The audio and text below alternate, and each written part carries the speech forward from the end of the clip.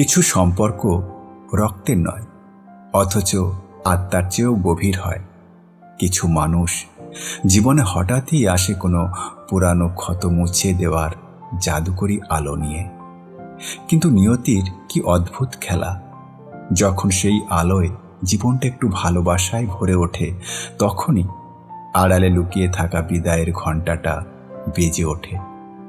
কিছু বিদায় কোনো কথা বলে না, রেখে যায় শুধু সারা জীবনের এক দীর্ঘশ্বাস। আজকের গল্প এক না বলা বিদায় আর দুটো হৃদয়ের পবিত্র অনুভূতির গল্প। তো নমস্কার বন্ধুরা, ফ্রাইডে স্টোরি উইথ বিনান্দতে আপনাদের অনেক অনেক শুভেচ্ছা জানিয়ে শুরু করছি আজকের গল্পের আসর।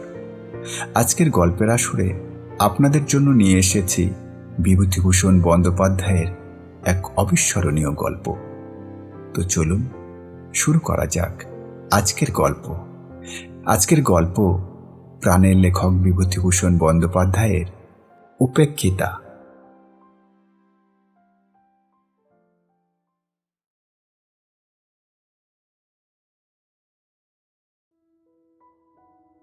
পথে যেতে যেতেই তার সঙ্গে আমার পরিচয়। সে বোধহয় বাংলা 2 কি 3 সালের কথা। নতুন কলেজ থেকে বার হয়েছে। এমন সময় বাবা মারা গেলেন। সংসারের অবস্থা ভালো ছিল না। স্কুল মাস্টারে নিয়ে গেলুম হুগলি জেলার একটা পাড়া গাঁয়ে। গ্রামটির অবস্থা একসময় খুব ভালো থাকলেও আমি যখন গেলুম তখন তার অবস্থা খুব শোচনীয়। খুব বড় গ্রাম, অনেকগুলি পাড়া। গ্রামের এক প্রান্ত থেকে আর এক প্রান্ত বোধ হয় 1 ক্রোশেরও উপর। প্রাচীন আম কাঁঠালের বনে সমস্ত গ্রামটি অন্ধকার। আমি ও গ্রামে থাকতুম না। গ্রাম থেকে প্রায় 1 মাইল দূরে সে গ্রামের রেল স্টেশন। স্টেশন মাস্টারের একটি ছেলে পড়ানোর ভার নিয়ে সেই রেলের PWD এর একটা পরিত্যক্ত বাংলোয় থাকতুম। চারদিকে নির্জন মাঠ, মাঝে মাঝে তাল বাগান। স্কুলটি ছিল গ্রামের ও প্রান্তে। মাঠের মধ্যে নেমে হেঁটে যেতুম প্রায় 1 ক্রোশ। একদিন বর্ষাকাল, বেলা 10টা প্রায় বাজে। স্কুল যাচ্ছি। সোজা রাস্তা দিয়ে না গিয়ে একটু শীঘ্র যাবার জন্য পাড়ার ভেতর দিয়ে একটা রাস্তা নেমে গিয়েছে, সেইটা দিয়ে যাচ্ছি। সমস্ত পথটা বড় বড় আম কাঁঠালের ছায়ায় ভরা। একটু আগে খুব এক পশলা বৃষ্টি হয়ে গিয়েছিল। আকাশ মেঘে আচ্ছন্ন ছিল। গাছের ডাল থেকে টুপটুপ করে বৃষ্টির জল ঝরে পড়ছিল। একটা জীর্ণ ভাঙা ঘাটওয়ালা প্রাচীন পুকুরের ধার দিয়ে রাস্তা। সেই রাস্তা বেয়ে যাচ্ছে। সেই সময় কে একটি স্ত্রীলোক, খুব টকটকে রংটা, হাতে বালা অনন্ত, পরনে চওড়া লাল পাড় শাড়ি। বয়স 24-25 হবে।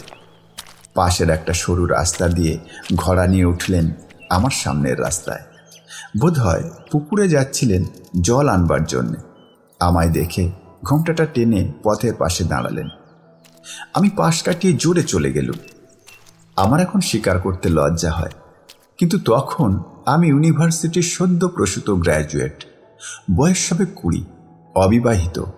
সংস্কৃত কাব্য সাহিত্যের পাতায় পাতায় যেসব তরলিকা, মঞ্জুলিকা, বাসন্তী, উজ্জয়িনী বাসিনী, অগরু বাস মদিত কেশা তরুণী অভিসারিকার দল, তারা আর তাদের সঙ্গে ইংরাজি কাব্যের কত অ্যালথিয়া, কত জেনেভিভ, থিওসিবিয়া, তাদের নীল নয়ন আর তুষার ধবল কমল বাহুবল্লী নিয়ে আমার তরুণ মনের মধ্যে রাত দিন একটা সুমিষ্ট কল্পলোকের সৃষ্টি করে রেখেছিল। তাই সেদিন সেই সুশ্রী তরুণী রূপ, তার বালা অনন্ত পরা, অনাবৃত্ত হাত দুটির সুঠাম সৌন্দর্য, আর সকলের উপর তার পরনের শাড়ি দ্বারা নির্দিষ্ট তার সমস্ত দেহের একটা মহিমান্বিত সীমারেখা আমাকে মুগ্ধ এবং অভিভূত করে ফেললে। আমার মনের ভিতর এক প্রকারের নতুন অনুভূতি। আমার বুকের রক্তের তালে তালে সেদিন একটা নতুন স্পন্দন আমার কাছে বড় স্পষ্ট হয়ে উঠল। বিকালবেলা রেল লাইনের ধারে মাঠে গিয়ে চুপ করে বসে রইল। তালবাগানের মাথার উপর সূর্য অস্ত যাচ্ছিল। বেগুনি রঙের মেঘগুলো দেখতে দেখতে ক্রমে ধূসর। পরেই আবার কালো হয়ে উঠতে লাগলো। আকাশের অনেকটা জুড়ে মেঘগুলো দেখতে হয়েছিল যেন একটা আদিম যুগের জগতের উপরিভাগের বিস্তীর্ণ মহাসাগর। বেশ কল্পনা করে নেওয়া যাচ্ছিল সে সমুদ্রের চারিপাশে একটা গাঢ় রহস্য ভরা অজ্ঞাত মহাদেশ, যার অন্ধকারময় বিশাল আরণ্যের মধ্যে প্রাচীন যুগের লুপ্ত অতিকায় প্রাণীরা সব ঘুরে বেড়াচ্ছে। দিন কেটে গিয়ে রাত হলো। বাসায় এসে কিডস পড়তে শুরু করলাম। পড়তে পড়তে কখন ঘুমিয়ে পড়েছি। মাটির প্রদীপের বুক পুড়ে উঠে প্রদীপ কখন নিভে গিয়েছে। অনেক রাত্রে উঠে দেখলুম বাইরে টিপ টিপ করে বৃষ্টি পড়ছে, আকাশ মেঘে অন্ধকার। তার পরদিনও পাড়ার ভেতর দিয়ে গেলুম। সেদিন কিন্তু তাকে দেখলুম না। আসবার সময়ও সেখান দিয়েই এলুম, কাউকে দেখলুম না। পরদিন ছিল রবিবার। সোমবার দিন আবার সেই পথ দিয়েই গেলুম। পুকুরটার কাছাকাছি গিয়েই দেখি যে তিনি জল নিয়ে ঘাটের সিঁড়ি বেয়ে উঠছেন। আমায় দেখে ঘোমটা টেনে দিয়ে চুপ করে দাঁড়িয়ে রইলেন। আমার বুকের রক্তটা যেন দুলে উঠল। খুব জোরে হেঁটে বেরিয়ে গেলুম। রাস্তার বাঁকের কাছে গিয়েই ইচ্ছার দমন করতে না পেরে একবার পিছন ফিরে তাকালুম। দেখি তিনি ঘাটের উপর ঘোমটা খুলে কৌতূহলী নেত্রে আমার দিকেই চেয়ে রয়েছেন। আমি চাইতেই ঘোমটা আবার টেনে দিলেন। উপরের পথটা ছেড়েই দিলুম একেবারে। পুকুরের পথ দিয়েই রোজ যাই। দুই একদিন পর আবার একদিন তাকে দেখতে পেলুম। আমার মনে হলো সেদিনও তিনি আমায় একটু আগ্রহের সঙ্গে লক্ষ্য করলেন। এইভাবে 15-20 দিন কেটে গেল। কোনোদিন তাকে দেখতে পাই, কোনোদিন পাই না। আমার কিন্তু বেশ মনে হতে লাগলো তিনি আমার প্রতি দিন দিন আগ্রহান্বিত হয়ে উঠেছেন। আজকাল ততটা ত্রাস্তভাবে ঘোমটা দেন না। আমারও কি হলো, তার গতিভঙ্গির একটা মধুশ্রী, তার দেহের একটা শান্ত কমনীয়তা আমায় দিন দিন যেন অক্টোপাসের মতো জড়িয়ে ফেলতে লাগলো। একদিন তখন আশ্বিন মাসের প্রথম। শরৎ পড়ে গিয়েছে। নীল আকাশের সাদা সাদা লঘু মেঘখণ্ড উড়ে যাচ্ছে। চারদিকে খুব রৌদ্র ফুটে উঠেছে। রাস্তার পাশের বনকচু, ভাট শ্যাওড়া, কুঁচলতার ঝোপ থেকে একটা কটূক্তি গন্ধ উঠছে। শনিবার সকাল সকাল স্কুল থেকে ফিরছি। রাস্তা নির্জন, কেউ কোনো দিকে নেই। পুকুরটার পথ ধরেছি। একদল ছাতারে পাখি পুকুরের ওপারের ঝোপের মাথায় কিচকিচ করছিল। পুকুরের জলের নীল ফুলের দলগুলো রৌদ্রতাপে মুড়েছিল। আমি আশা করিনি এমন সময় তিনি পুকুরের ঘাটে আসবেন, কিন্তু দেখলুম তিনি জল ভরে উঠে আসছেন। এর আগে 4-5 দিন তাকে দেখিনি। হঠাৎ কি মনে হলো একটা বড় দুঃসাহসের কাজ করে বসলুম। তার কাছে গিয়ে বললুম, দেখুন, কিছু কিছু মনে করবেন না আপনি। আমি এখানকার স্কুলে কাজ করি। রোজ এই পথে যেতে যেতে আপনাকে দেখতে পাই। আমার বড় ইচ্ছে করে আপনি আপনি আমার বোন হন। আমি আপনাকে বৌদিদিই বলবো। আমি আমি আপনার ছোট ভাই, কেমন তো? তিনি আমার কথার প্রথম অংশটায় হঠাৎ চমকে উঠে কেমন জড়সড় হয়ে উঠেছিলেন। দ্বিতীয় অংশটায় তার সে চমকানো ভাবটা একটু দূর হলো। ঘোড়া কাঁখে নিচু চোখে চুপ করে দাঁড়িয়ে রইলেন। আমি যুক্ত করে প্রণাম করে বললুম, বৌদিদি, আমার এই ইচ্ছা আপনাকে পূর্ণ করতেই হবে। আমাকে ছোট ভাইয়ের অধিকার দিতেই হবে আপনাকে। তিনি ঘোমটাটা অর্ধেকটা খুলে একটা স্থির শান্ত দৃষ্টিতে আমার দিকে চাইলেন। সুশ্রী মুখ যে আমি কখনো দেখিনি তা নয়, তবুও মনে হলো তার ডাগর কালো চোখ দুটির শান্ত ভাব আর তার ঠোঁটের নিচের একটা বিশেষ ভাঁজ, এই দুটির মিলনে তার সুন্দর মুখের গড়নে এমন এক বৈচিত্র্য এনেছে যা সচরাচর চোখে পড়ে না। খানিকক্ষণ দুজনেই চুপ করে রইলুম। তারপর তিনি জিজ্ঞাসা করলেন, তোমার বাড়ি কোথায়? কলকাতার কাছে, 24 পরগনা জেলায়। এখানে এখানে স্টেশনে থাকি। তোমার নাম কি? নাম বললুম। তিনি বললেন, তোমার বাড়িতে কে কে আছেন? এখন বাড়িতে শুধু মা আর দুটি ছোট ছোট ভাই আছে। বাবাই 2 বছর মারা গিয়েছেন। তিনি একটু যেন আগ্রহের সুরে বললেন, তোমার তোমার কোনো বোন নেই? না, আমার 2জন বড় বোন ছিলেন, তারা অনেক দিন মারা গিয়েছেন। বড়দি যখন মারা যান তখন আমি খুব ছোট। মেজদি আজ 5-6 বছর মারা গিয়েছেন। আমি এই মেজদিকেই জানতাম। তিনি আমায় বড় ভালোবাসতেন। তিনি আমার চেয়ে 6 বছরের বড় ছিলেন। তার দৃষ্টি একটু ব্যথাকাতর হয়ে এলো। জিজ্ঞাসা করলেন, আহারে, তা তোমার মেজদি থাকলে এখন তার বয়স হতো কত? তাই 26 বছর। তিনি একটু মৃদু হাসির সঙ্গে বললেন, তাই বুঝি ভাইটি আমার একজন বোন খুঁজে বেড়ানো হচ্ছে না? কি মিষ্টি হাসি, কি মধুর শান্ত ভাব।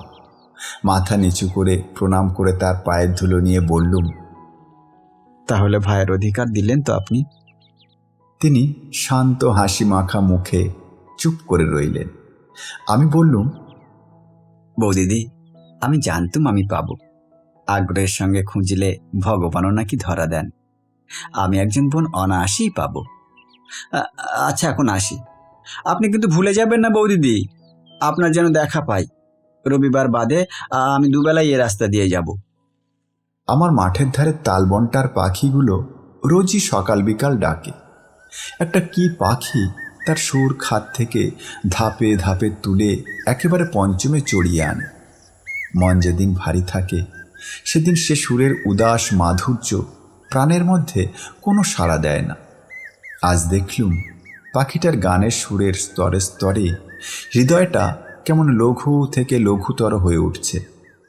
মনে হতে লাগলো জীবনটা কেবল কতকগুলো স্নিগ্ধ ছায়াশীতল পাখির গানে ভরা অপরাহ্নের সমষ্টি, আর পৃথিবীটা শুধু নীল আকাশের তলায় ইতস্তত বর্ধিত অযত্ন সম্ভূত তাল নারিকেল গাছের বন দিয়ে তৈরি, যাদের ঈষৎ কম্পন দীর্ঘ শ্যামল পতশীর্ষ অপরাহ্নের অবসন্ন রৌদ্রে চিকচিক করছে। তারপর দিন বৌদিদির সঙ্গে দেখা হলো ছুটির পর বিকালবেলা। বৌদিদি যেন চাপা হাসির সুরে জিজ্ঞাসা করলেন, এই যে বিমলের বুঝি আজ খুব সকাল সকাল স্কুলে যাওয়া হয়েছিল? বেশ বৌদিদি, আমিও বলে তো ঠিক সময়ে গেলুম, আপনি ছিলেন না। এখন দোষটা বুঝি আমার ঘাড়ে চাপানো হচ্ছে না? আর বৌদিদি, ঘাটেও বেলা আরো সব মেয়েরা ছিলেন। বৌদিদি হেসে ফেললেন। তাই তো ভাইটির আমার ওবেলা বড় বিপদ গিয়েছে তাহলে। আমার একটু লজ্জা হলো। ভালো করে জবাব দিতে না পেরে বললুম, না, তা নয় বৌদি, আমি এখানে অপরিচিত, পাড়ার মধ্যে দিয়ে পথ, পাছে কেউ কিছু মনে করে। বৌদিদির চোখের কৌতুক দৃষ্টি তখনও যায়নি। তিনি বললেন,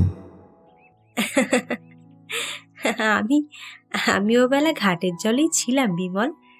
তুমি ওই চটকা গাছটার তলায় দিয়ে একবার ঘাটের দিকে চেয়ে দেখলে না? কই, আমায় তুমি দেখতে পাওনি? বৌদিদি, আপনার বাপের বাড়ি কোথায়? আমার বাড়ি খোলাপোতা, চেনো? সেই খোলাপোতায়। আমি ইতস্তত করছি দেখে আমায় আরেকটু বিশদ সংবাদ দিয়ে বললেন, আরে আরে ওই যে খোলাপোতার রাস। বৌদিদের হাসি ভরা দৃষ্টি যেন একটু গর্ব মিশ্রিত হয়ে উঠল। কিন্তু বলা আবশ্যক যে খোলাপোতা বলে কোনো গ্রামের নাম এই আমি প্রথম শুনলুম। অথচ বৌদির বাপের বাড়ি যেখানে এমন রাস হয়, সেই বিশ্ববিশ্রুত খোলাপোতার ভৌগোলিক অবস্থান সম্বন্ধে আমার অজ্ঞতা পাছে তার মনে ব্যথা দেয়, এই ভয়ে বলে ফেললুম, ও, সেই খোলাপোতায়। আচ্ছা, ওটা কোন জেলায় ভালো? বৌদিদির কাছ থেকে সাহায্য পাওয়ার প্রত্যাশা করেছিলাম, কিন্তু দেখলুম তিনি সে বিষয়ে নির্বিকার। তার হাসি ভরা সরল মুখখানির দিকে চেয়ে আমার করুণা হলো। এই সমস্ত জটিল ভৌগোলিক তথ্যের মীমাংসা নিয়ে তাকে পীড়িত করতে আর আমার মন সরল না। বললুম, আচ্ছা আচ্ছা বৌদিদি, আসি তাহলে। বৌদিদি তাড়াতাড়ি ঘোড়ার মুখ থেকে কলার পাতায় মোড়া কি বার করলেন, সেইটা আমার হাতে দিয়ে বললেন, এই দাঁড়াও দাঁড়াও দাঁড়াও, এই নাও, এই নাও। কাল কাল চাপড়া ষষ্ঠীর জন্যে ক্ষীরের পুতুল তৈরি করেছিলাম, আর গোটা কতক কলার বড়া আছে, বাসায় গিয়ে খেও। 4-5 দিন জ্বরে ভোগার পর একদিন পথ্য পেয়ে স্কুল যাচ্ছে। বৌদিদির সঙ্গে দেখা। আমার আসতে দেখে বৌদিদি উৎসুক দৃষ্টিতে অনেকক্ষণ থেকে আমার দিকে চেয়েছিলেন। নিকটে যেতে জিজ্ঞাসা করলেন, এ কি বিমল, এমন এমন মুখ শুকনো কেন? জ্বর হয়েছিল বৌদিদি। ও, তাই তুমি 4-5 দিন ঘাটে আসুনি বটে। আমি ভাবলাম বোধহয় কিসের ছুটি আছে। আহা, তাই তো বড্ড রোগা হয়ে গিয়েছো যে বিমল। তার চোখের দৃষ্টিতে একটা সত্যিকারের ব্যথা মিশ্রিত স্নেহের আত্মপ্রকাশ বেশ বুঝতে পেরে মনের মধ্যে একটা নিবিড় আনন্দ পেলুম। হেসে বললুম, যে দেশ আপনাদের বৌদিদি, একবার অতিথি হলে আপ্যায়নের চোটে একেবারে অস্থির করে তুলবে। বৌদিদি জিজ্ঞাসা করলেন, আচ্ছা বিমল, ওখানে তোমার রেঁধে দেয় কে? কে আর রাঁধবে, আমি নিজেই। বৌদিদি একটু চুপ করে রইলেন, তারপর বললেন, আচ্ছা বিমল, একটা কাজ করো না কেন? কি বৌদিদি? মাকে এই পুজোর ছুটির পরেই নিয়ে এসো। এরকম ভাবে কি করে বিদেশে কাটবে বিমল? লক্ষ্মীটি, ছুটির পরে মাকে অবশ্যই করে নিয়ে এসো। এই গায়ের ভিতরে অনেক বাড়ি পাওয়া যাবে, আমাদের পাড়াতেই আছে।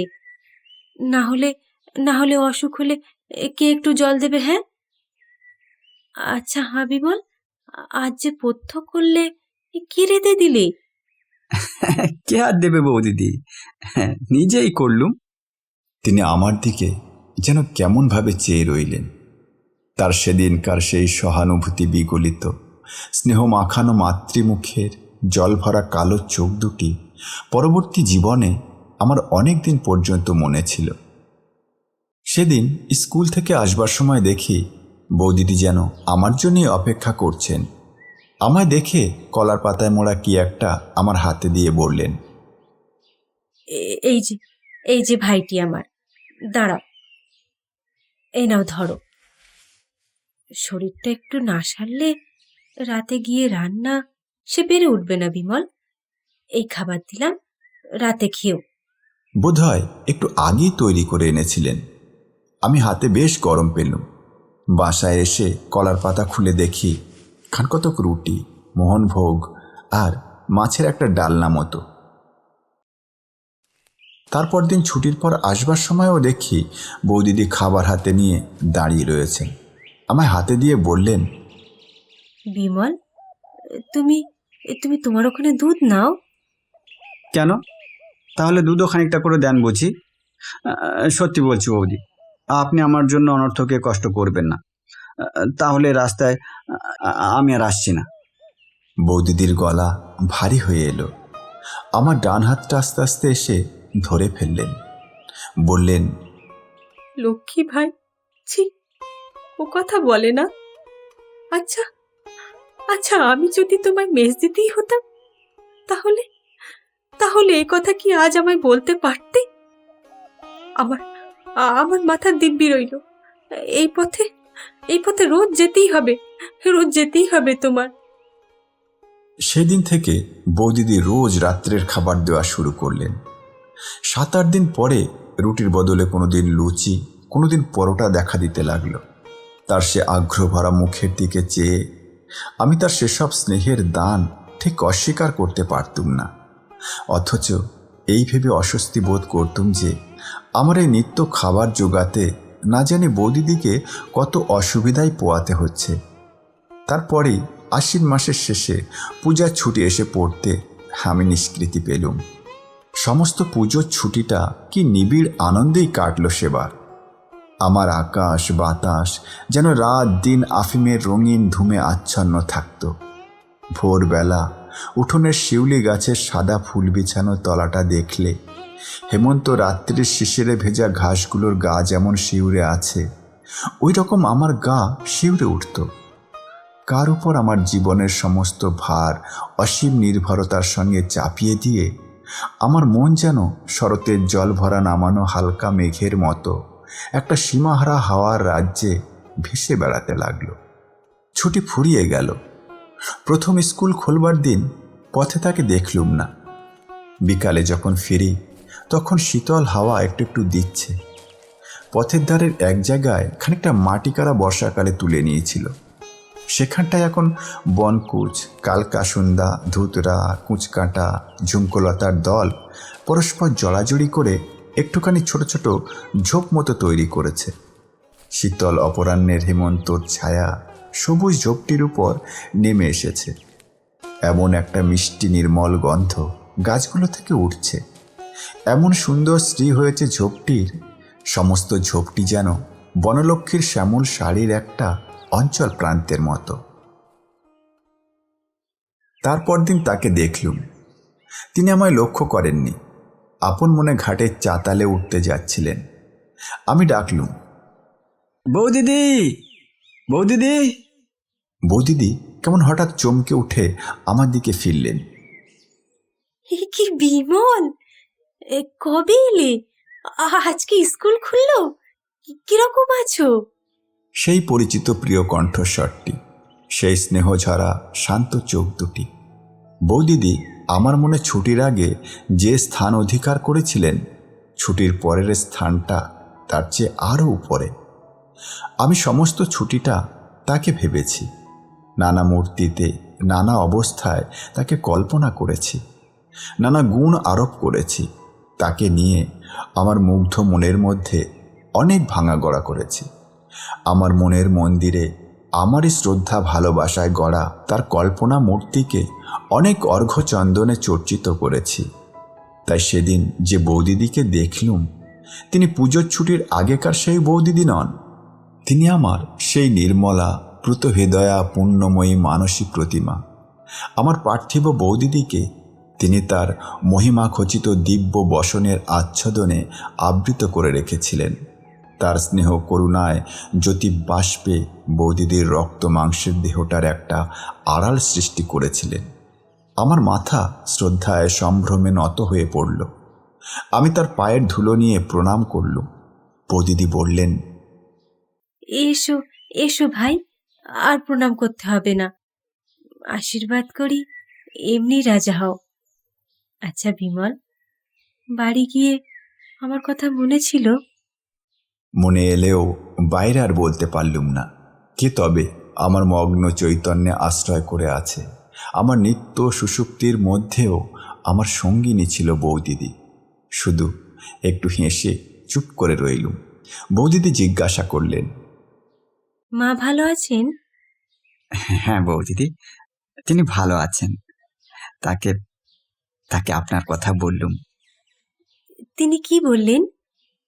শুনে শুনে মার দুই চোখ জলে ভরে এলো। বললেন, একবার দেখাবি তাকে বিমল? আমার নলিনের শোক বোধ হয় তাকে দেখলে অনেকটা নিবারণ হয়। বৌদিদি দেখলুম দুই চোখ ছলছল করে এলো। আমায় বললেন, হ্যাঁ বিমল, তা তা মাকে এই মাসে নিয়ে এলে না কেন? সে এখন সে এখন হয় না বৌদিদি। বৌদিদি একটু ক্ষুব্ধ হলেন। বললেন, বিমল, জানো তো সেবার কিরকম কষ্টটা পেয়েছো? এই বিদেশ বিভুই মাকে আনলে তো মিথ্যে কষ্টটা ভোগ করতে হয় না। বৌদিদি, আমি তো আর ভাবি নে যে আমি বিদেশে আছি। যেখানে আমার বৌদি রয়েছেন সে দেশ আমার বিদেশ নয়। মা না থাকলেও আমার এখানে ভাবনা কিসের বৌদিদি? বৌদিদির চোখে লজ্জা ঘনিয়ে এলো। আমার দিকে ভালো করে চাইতে পারলেন না। বললেন, হ্যাঁ, আমি তো সবই করছি। আমার কি কিছু করবার জো আছে? কত পরাধীন আমরা, তা তো জানো ভাই। থাক, ও সব আর নয়। তুমি এই মাসেই মাকে আনো। আমি কথাটা কোনো রকমে চাপা দিয়ে সেদিন চলে এলুম। তারপর দিন ছুটির পর বৌদির সঙ্গে দেখা। অন্যান্য কথাবার্তার পর আসবার সময় তিনি কলার পাতে মোড়া আবার কি একটা বার করলেন। তার হাতে কলার পাত দেখলেই আমার ভয় হয়। আমি শঙ্কিত চিত্তে বলে উঠলুম, ও আবার কি বৌদিদি? আবার সেই? বৌদিদি বাধা দিয়ে বললেন, আমার কি কোনো স্বাদ নেই বিমল? ভাইফোঁটা ভাইফোঁটা এমনি এমনি গেল, কিছু কি করতে পারলুম? কলার পাতা মোড়া রহস্যটি আমার হাতে দিয়ে বললেন, যাকে থাকবে সেসব কথা। তুমি তুমি এটা নাও, ধরো তো। এতে একটু মিষ্টি আছে, মিষ্টি মুখ করো। আর হ্যাঁ, এইটে এইটে নাও, একখানা কাপড় কিনে নিও। কথাটা ভালো করে শেষ না করেই বৌদি আমার হাতে একখানা 10 টাকার নোট দিতে এলেন। আমি চমকে উঠলুম। এ কি বৌদিদি? না না না না, এ কিছুতেই হবে না। খাবার আমি নিচ্ছি, কিন্তু কিন্তু টাকা নিতে পারবো না। আমার কথাটা সর্বদাই একটু তীব্র হয়ে পড়েছিল। বৌদিদি হঠাৎ থতমত খেয়ে গেলেন। তার প্রসারিত হাতখানা ভালো করে যেন গুটিয়ে নিতেও সময় পেলেন না, যেন কেমন হয়ে গেলেন। তারপর একটুখানি অবাক হয়ে আমার দিকে চেয়ে থাকবার পরেই তার টানা কালো চোখ দুটি ছাপিয়ে বাঁধ ভাঙা বন্যার স্রোতের মতো জল গড়িয়ে পড়ল। আমার বুকে যেন কিসের খোঁচা বিঁধল।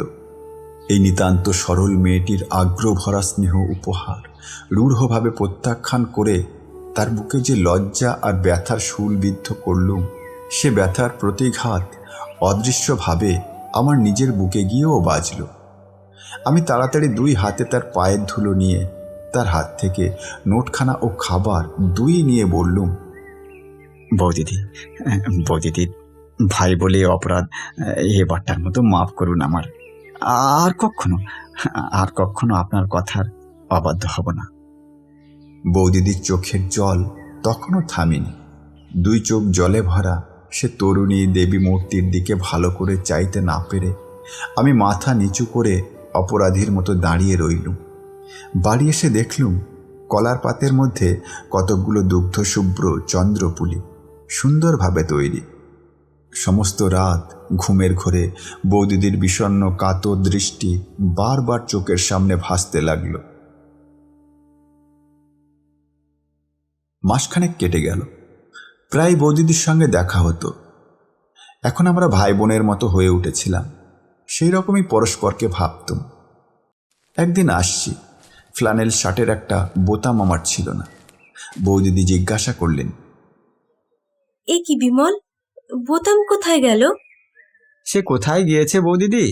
বোতাম পরাতে জানি নে, কাজেই এই অবস্থা। তার পরদিন দেখলুম তিনি সূচ সুতো বোতাম সমিতি এসেছেন। আমি বললুম, বৌদিদি, বৌদিদি, এটা ঘাটের পথ। আপনি বোতাম পরাতে পরাতে কেউ যদি দেখে তো কি মনে করবে? আপনি বরং ছুঁচটা আমায় দিন, আমি বাড়ি গিয়ে চেষ্টা করবো কোন। তুমি চেষ্টা করে যা করবে তা আমি জানি। নাও, সরে এসো এদিকে। বাধ্য হয়ে সরেই গেলুম। তিনি বেশ নিশ্চিন্তভাবেই বোতাম পরাতে লাগলেন। ভয়টা দেখলুম তার চেয়ে আমারই হলো বেশি। ভাবলুম বৌদিদির তো সে কাণ্ডজ্ঞান নেই, কিন্তু যদি কেউ দেখে এর সমস্ত কষ্টটা ওকেই ভুগতে হবে। একদিন বৌদিদি জিজ্ঞাসা করলেন, আচ্ছা বিমল, তুমি কখনো গোকুল পিঠে খেয়েছো?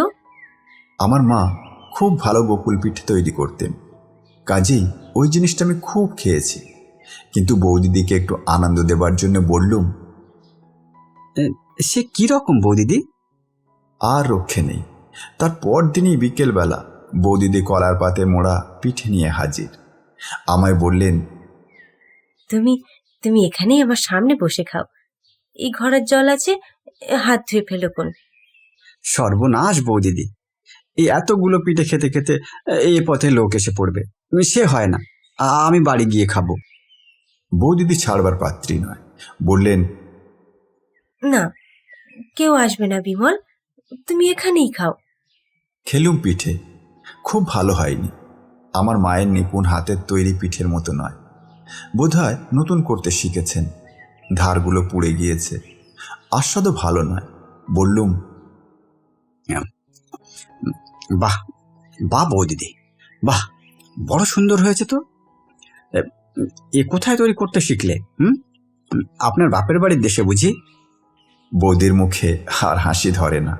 হাসি মুখে বললেন, এই আমাদের গুরুমা এসেছিলেন, তিনি শহরের মেয়ে, অনেক ভালো ভালো খাবার তৈরি করতে জানেন, তার কাছেই শিখেছিলাম।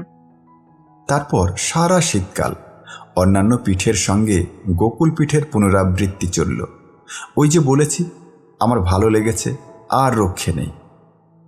একটা কথা আছে, কিছুদিন ধরে আমার মনের মধ্যে একটা আগ্রহ একটু একটু করে জমছিল জীবনটাকে খুব বড় করে অনুভব করার জন্য।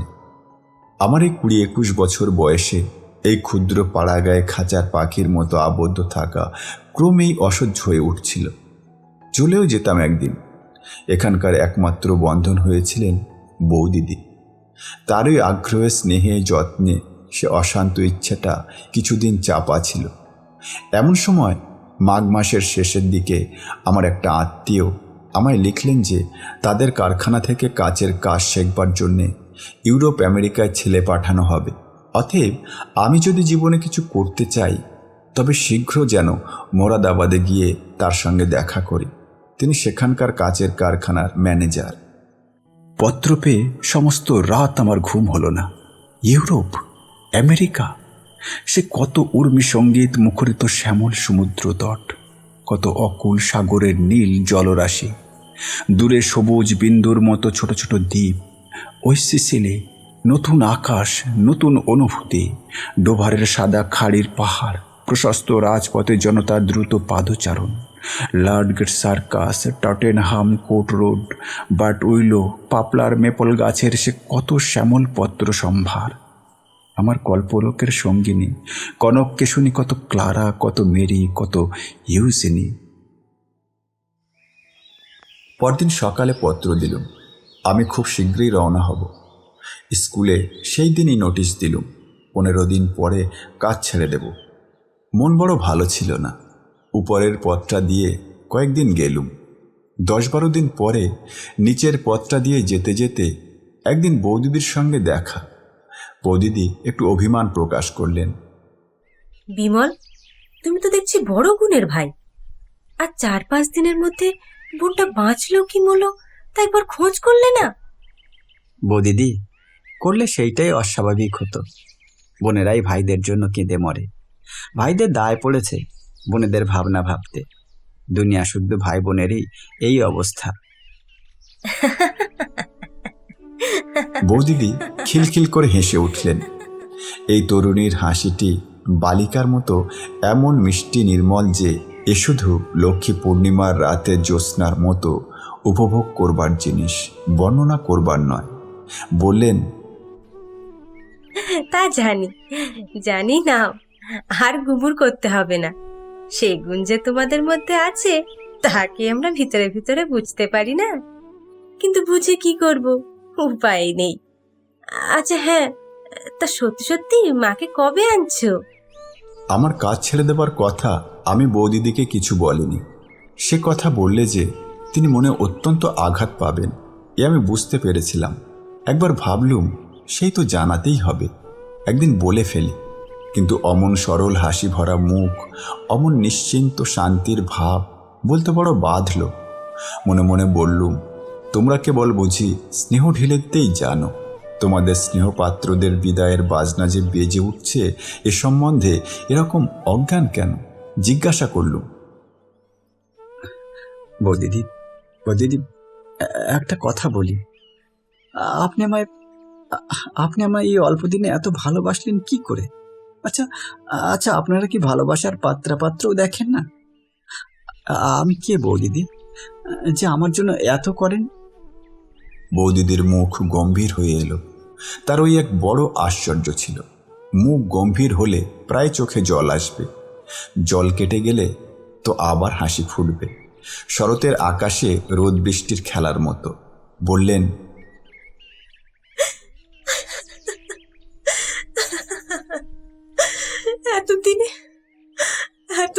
তোমার বলিনি বিমল? আজ আজ এই 5 বছর হলো আমারও ছোট ভাই আমার মায়া কাটিয়ে চলে গেছে। তারও নাম ছিল বিমল। থাকলে থাকলে সে তোমারই মতো হতো এতদিনে, আর তোমারই মতো দেখতে। তুমি তুমি যেদিন যেদিন প্রথমে রাস্তা দিয়ে যাও, তোমায় দেখি আমার মনের মধ্যে সমুদ্র উঠলে ওঠে। সেদিন বাড়ি গিয়ে আপন মনে কত কেঁদেছিলাম। তুমি তুমি এখান দিয়ে যেতে, রোজ তোমাকে দেখতাম। যেদিন তুমি আপনি হতে দিদি বলে ডাকলে, সেদিন সেদিন থেকে আজ পর্যন্ত যে কি খুশি আছি তা বলতে পারি না। তোমায় যত্ন করে তুমি যে বড় বোনের মতো ভালোবাসো, তাতেই আমি বিমলের সুখ অনেকখানি ভুলেছি। ওই ওই এক ভাই ছিল আমার, তুলসী তলায় রোজ সন্ধ্যাবেলায় কত প্রণাম করি, বলি ঠাকুর এক বিমলকে তো পায়ে টেনে নিয়েছ, আর এক বিমলকে যদিও দিলে তো এর মঙ্গল করো, একে আমার কাছে রেখো। চোখের জলে বৌদিদির গলা আড়ষ্ট হয়ে গেল। আমি কিছু বললুম না, বলবো কি? একটু পরে বৌদিদি নিজেকে একটু সামলে নিয়ে জল ভরা চোখ দুটি তুলে আমার মুখের দিকে চাইলেন। কি সুন্দর তাকে দেখাচ্ছিল। কালো চোখ দুটি ছলছল করছে, টানা ভুরু যেন আরও নেমে এসেছে, চিবুকের ভাঁজটি আরও পরিস্ফুট যেন কোন নিপুণ প্রতিমাকারক সরু বাঁশের চাঁচাড়ি দিয়ে কেটে তৈরি করেছে। পথের পাশেই প্রথম ফাল্গুনের মুগ্ধ আকাশের তলায় আকর ফুলের একটা ঝোপে কাঁটাওয়ালা ডালগুলিতে থুলো থুলো সাদা ফুল ফুটেছিল। মনের ফাঁকে ফাঁকে নেশা জমিয়ে আনে এমনি তার মিষ্টি গন্ধ। দুজনে অনেকক্ষণ কথা বলতে পারলাম না। খানিক পরে বৌদিদি বললেন, সেই জন্যই বলছি ভাই, মাকে আনো। আমাদের পাড়ায় চৌধুরীদের বাড়িটা পড়ে আছে, ওরা ওখানে থাকে না। খুব ভালো বাড়ি, কোনো অসুবিধা হবে না। তুমি তুমি মাকে নিয়ে এসো, ওখানেই থাকো। সে তাদের পত্র লিখলেই তারা রাজি হয়ে যাবেন। বাড়ি তো এমনিই পড়ে আছে, তোমার বোন তো পরাধীন, কিছু করবার তো ক্ষমতা নেই। তোমার সঙ্গে সব দেখাশোনা এসব লুকিয়ে বাড়ির কেউ জানে না। তুমি দুবেলা ঘাটের পথ দিয়ে যেও, দেখি আমি শান্তি পাবো ভাই। মাকে এ মাসে এনো। কেমন করে তা হবে বৌদিদি?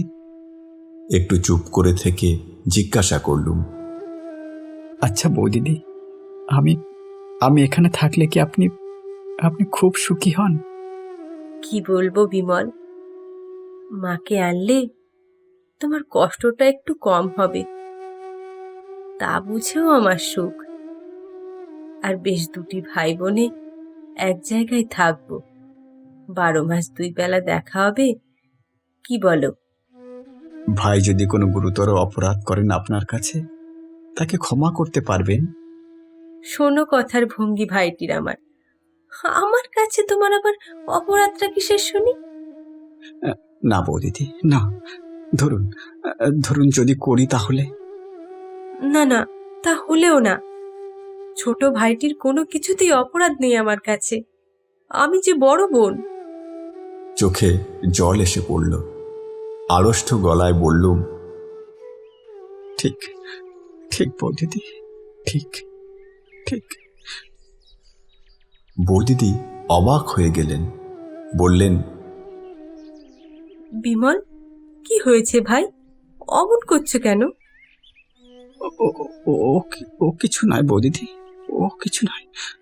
ও অমনি বলছে। হ্যাঁ হ্যাঁ, ও অমনি বলছে। তাও ভালো, ভাইটির আমার এখনো ছেলে মানুষই যায়নি। হ্যাঁ, ভালো কথা বিমল।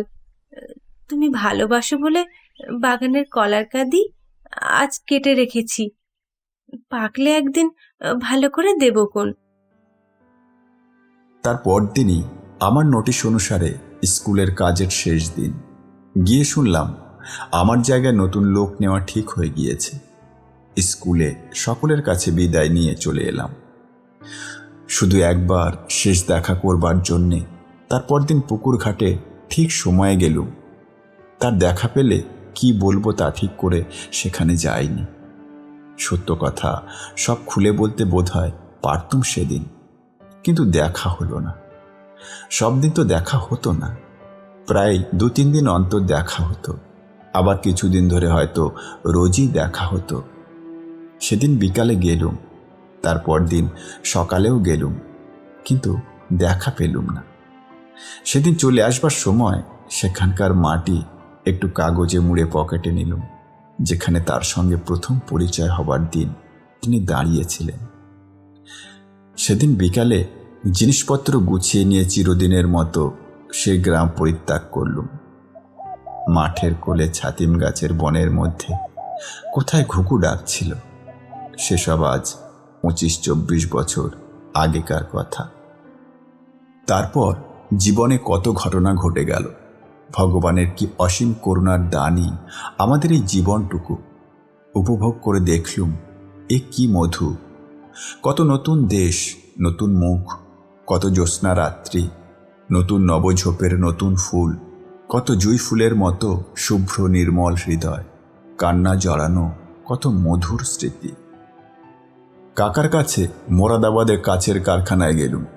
বছরখানেক পর তারা আমায় পাঠিয়ে দিলে জার্মানিতে কাচের কাজ শিখতে। তারপর কলয়ে গেলুম কাটা বেলোয়ারি কাচের কারখানায় কাজ শেখবার জন্য। কলয়ে অনেক দিন রইলুম। সেখানে থাকতে একজন আমেরিকান যুবকের সঙ্গে খুব বন্ধুত্ব হলো। তিনি ইলিনয় বিশ্ববিদ্যালয়ের গ্র্যাজুয়েট। শিকাগো ইন্টারোশন কাগজে তিনি ফ্রান্স দেশস্থ সংবাদদাতা। ক্লয়ে সবসময় না থাকলেও তিনি প্রায় ওখানে আসতেন। তারই পরামর্শে তার সঙ্গে আমেরিকায় গেলুম। তার সাহায্যে 2-3টা বড় বড় কাচের কারখানায় কাজ দেখবার সুযোগ পেলাম। পিটসবার্গে কার্নেগির ওখানে প্রায় 6 মাস রইলুম, নতুন ধরনের ব্লাস্ট ফার্নেসের কাজ ভালো করে বোঝবার জন্যে। মিডল ওয়েস্টের একটা কাচের কারখানায় প্রভাত দে কি বসু বলে একজন বাঙালি যুবকের সঙ্গে দেখা হলো। তারও বাড়ি 24 পরগনা জেলায়। সে ভদ্রলোক নিঃসম্বলে জাপান থেকে আমেরিকায় গিয়ে মহা হাবুডুবু খাচ্ছিলেন। তারই মুখে শুনলাম সিয়াটেলে একটা নতুন কাচের কারখানা খোলা হচ্ছে। আমি জাপান দিয়ে আসবো স্থির করেছিলুম, কাজেই আসবার সময় সিয়াটেলে গেলুম। তারপর জাপান ঘুরে দেশে এলুম। মা ইতিমধ্যে মারা গিয়েছিলেন। ভাই দুটিকে নিয়ে গেলুম মোরাদাবাদে। বেশি দিন ওখানে থাকতে হলো না। বোম্বেতে বিয়ে করেছি। আমার শ্বশুর এখানে ডাক্তারি করতেন। সেই থেকে বোম্বে অঞ্চলেরই অধিবাসী হয়ে পড়েছি। বহুদিন বাংলাদেশে যাইনি, প্রায় 16-17 বছর হলো। বাংলাদেশের জল, মাটি, গাছপালার জন্যে মনটা তৃষিত আছে। তাই আজ সন্ধ্যার সময় সমুদ্রের ধারে বসে আমার সবুজ শাড়ি পরা বাংলা মায়ের কথাই ভাবছি। বাজাবাই টাওয়ারের মাথার উপর এখনও একটু একটু রোদ আছে। বন্দরের নীল জলে মেসাজেরি মারিতিমদের একখানা জাহাজ দাঁড়িয়ে দাঁড়িয়ে ধোঁয়া ছাড়ছে। এখানা এক্ষুনি ছেড়ে যাবে। বাঁধারে খুব দূরে এলিফ্যান্টার নীল সীমারেখা বড় স্পষ্ট হয়ে মনে এলো। 25 বছর পূর্বের এমনই এক সন্ধ্যায় দূর বাংলাদেশের এক নিভৃত পল্লী গ্রামের জীর্ণ শান বাঁধানো পুকুরের ঘাট বেয়ে উঠছে আর্দ্র বসনা তরুণী এক পল্লীবধূ। মাটির পথের বুকে বুকে লক্ষ্মীর চরণচিহ্নের মতো তার জলসিক্ত পা দুখানির রেখা আঁকা। আধার সন্ধ্যায় তার পথের ধারের বেণুকুঞ্জে লক্ষ্মী পেঁচা ডাকছে। তার স্নেহভরা পবিত্র বুকখানি বাইরের জগৎ সম্বন্ধে নিশ্চিন্ততায় ভরা। আম কাঁঠালের বনের মাথার উপরকার নীল আকাশে 2-1টা নক্ষত্র উঠে সরলা স্নেহ দুর্বলা বধূটির উপর সস্নেহে কৃপাদৃষ্টিতে চেয়ে আছে। তারপর এক শান্ত আঙ্গিনায় তুলসী মঞ্চ মূলে স্নেহাস্পদের মঙ্গল প্রার্থিনী, সে কোন প্রণাম নিরতা মাতৃমূর্তি, করুণা মাখা অশ্রু ছলছল। ওগো লক্ষ্মী, ওগো স্নেহময়ী পল্লী বধূ, তুমি আজও কি আছো? এই সুদীর্ঘ 25 বছর পরে আজও তুমি কি সেই পুকুরের ভাঙা ঘাটে সেই আবার জল আনতে যাও?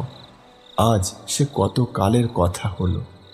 তারপর জীবনে আবার কত কি দেখলাম, আবার কত কি পেলাম। আজ কতদিন পরে আবার তোমার কথা মনে পড়ল। তোমার আবার দেখতে বড় ইচ্ছা করছে দিদিমণি। তুমি আজও কি আছো? মনে আসছে অনেক দূরের যেন কোন খড়ের ঘর, মিটমিটে মাটির প্রদীপের আলো, মৌন সন্ধ্যা, নীরব ব্যথার অশ্রু, শান্ত সৌন্দর্য, স্নেহমাখা রাঙা শাড়ির আঁচল। আরব সমুদ্রের জলে এমন করুণ সূর্যাস্ত কখনো হয়নি।